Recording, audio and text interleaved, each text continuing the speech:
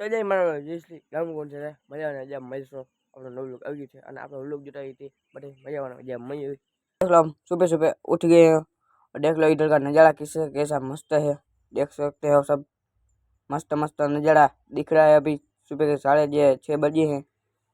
अभी चलो स्कूल जाना है इसलिए तैयार हो जाते हैं।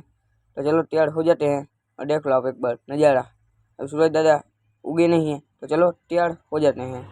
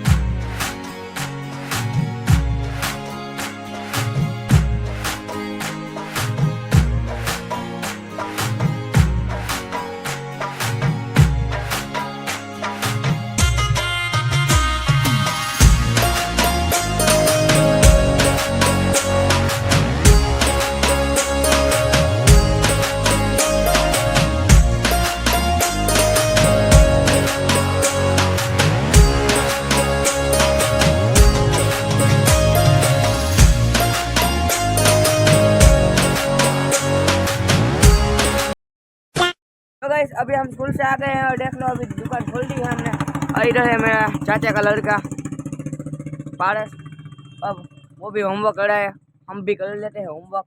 ये रही किताब हाथ में, तो चलो होमवर्क कर लेते हैं, बाद में आपको मिलता हूँ। अभी हमने सारा होमवर्क कर दिया है और बैग भी पैक कर दिया है और मेरा भाई आ गए हैं। अब 9 बज गए हैं और अभी सामान सारा 9:08 हो गई। चलो सारा सामान अंदर रख के जाते हैं घर पे, दुकान पे करके। चलो सारा सामान रख देते हैं अंदर।